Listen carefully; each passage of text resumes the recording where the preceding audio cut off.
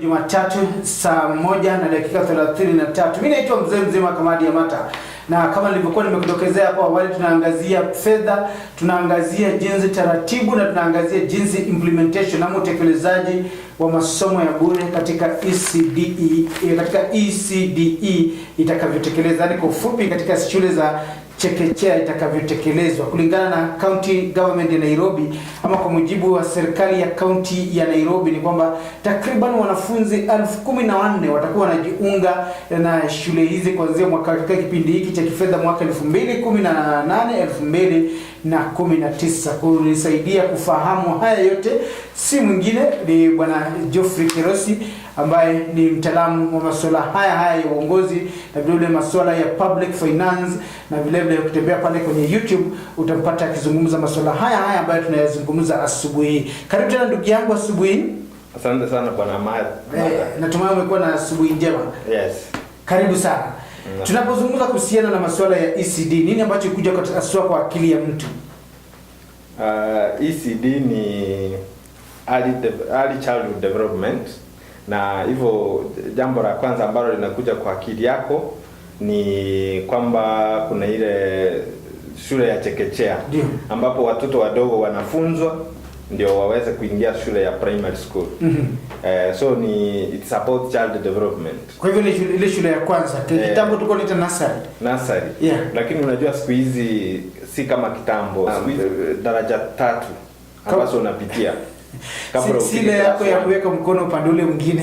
Ile yetu unaingia nursery na kiwango ambayo unapitisha ndio uweze kuingia class 1.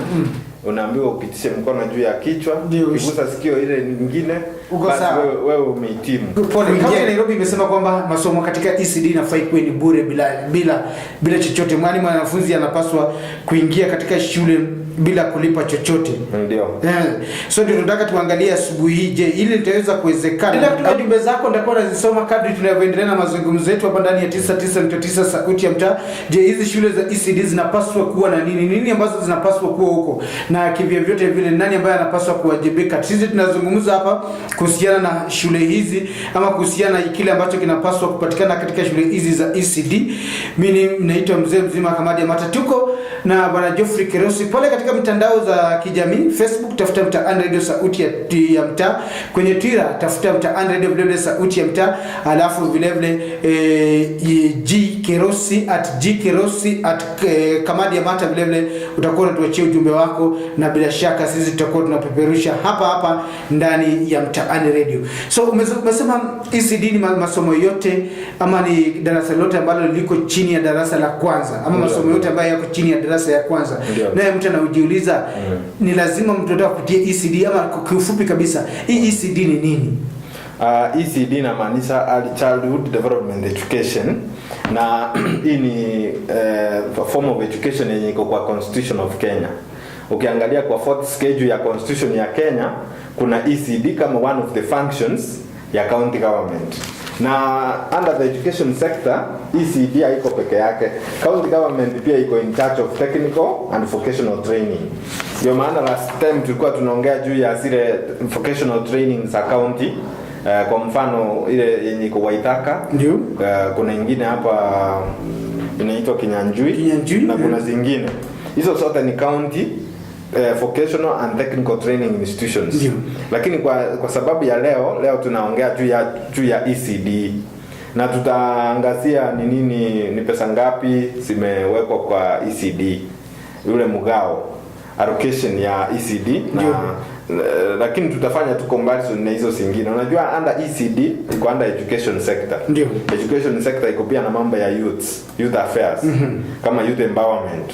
Iko pia na culture and social services. Iko na sports.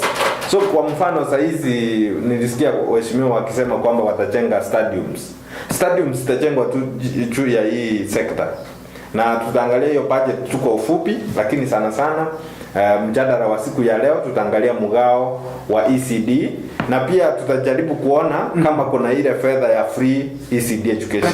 Hizi shule za ECD zinapaswa kuwa na nini? Kulingana na vile nimeona kwingine, sijaona. I've been looking for standards kama counties kuna standards, yani ECD, an ideal ECD should be inaweza kuwa na nini, lakini hata kulingana na kufikiria kwetu na vile nimeona kwa counties zingine, nimeona ECD lazima ikuwe na darasa ambalo liko na desks na tables. Na ujue hizi tables sio kama hizi za watu wazima kama sisi, kama hii sasa tumekaa. Ndio. Ni zile ndogo ambazo ni size ya watoto. Ndio. Wale watoto wachanga wa miaka up to miaka 7-8. Pia najua wale watoto wadogo wanapenda kucheza. Lazima kukuwe na playground. Kwa hivyo huwezi kuwa na ECD indoors. Lazima hapo nje kukuwe na space mahali watoto wanacheza, kuna zile michezo zao kama inaitwa castles kama if possible. Pia kukuwe na zile sizo zile ambazo watoto wanakaa wanacheza. Pia lazima kukuwe na vyumba vya usafi, tunaita toilets, kwa sababu how can you survive without a toilet if it's a school? Those are basic standards. Alafu pia ikuwe na kitchen. Unajua watoto wadogo inatakikana wakule vizuri ndio wa concentrate. Nimewahi ona ECD yenye iko na kitchen, iko na waka mwenye anawapikia pale jikoni, na ujue kwamba hata kama hapa Nairobi wanasema Nairobi is a rich county, still there is a problem. Ujue ya kwamba watoto wakipikiwa shuleni is one of the ways of bringing them to school. There are some counties where they come to school because kuna chakula. Ndio. So wanajua tu tukienda tukunywe breakfast shule ama hiyo tea break, wakule lunch. Sasa hata wakienda nyumbani walale njaa, already wako na nini? Kuna kitu walikula shule kwa tumbo, unajua? Sasa chakula ni jambo la muhimu sana. Ilikuwa inaitwa school feeding program. Na counties zilikuwa zimeanzisha kwa ECD. Na hili nimesikia kuna wafadhili ambao wanataka kujiondoa katika hiyo school feeding program. Sijui itakuwaje, lakini hata yazungumza siku nyingine. Ni kweli, lakini unajua yanahusiana pia na ECD, kwa hivyo tutazungumza tu kwa ufupi. Ndio. Nilikuwa nimeenda huko Mbagati Primary School, nikaona wako na hiyo feeding program, school feeding program, ambayo tumesema ni ya muhimu sana kwa sababu ina attract students, inaitwa student retention kabisa. Kwa hivyo sasa tuseme ECD ina umuhimu wote? ECD nimesema ni ya maana sana kwa sababu ya ile foundation yenye inalay kwa masomo ya mwanafunzi. Bila ECD najua kwamba itakuwa ngumu sana. Na ujue huko kwa shule hawasomi muda mwingi. Ni ile tu wanaenda wazoee kukua na wengine. Pia it builds their social skills. Yes. Kwa mfano kutangamana na watu. Umeenda kwa boma unapata mtoto angalii wageni. Direct eye contact. Kwa sababu haja azoea watu ambao ni strangers. Lakini unajua huyu mtoto ukimpeleka shule kuna zile skills ana build, kwa mfano socialization skills. Anaenda pale anagundua kumbe kuna watu wengine hapa nje. So pia akicheza pale pia anaendelea kukua kiafya. So shule ya ECD pia na siku hizi unajua pia curriculum ilikuja ikachange. Siku hizi wanafundishwa hata matamshi. Si kama vile tulivyokuwa tunasoma kitambo.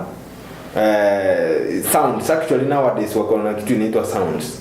Na hiyo sounds najua kwamba itawasaidia sana especially kwa matamshi ya lugha mbalimbali. Ndio.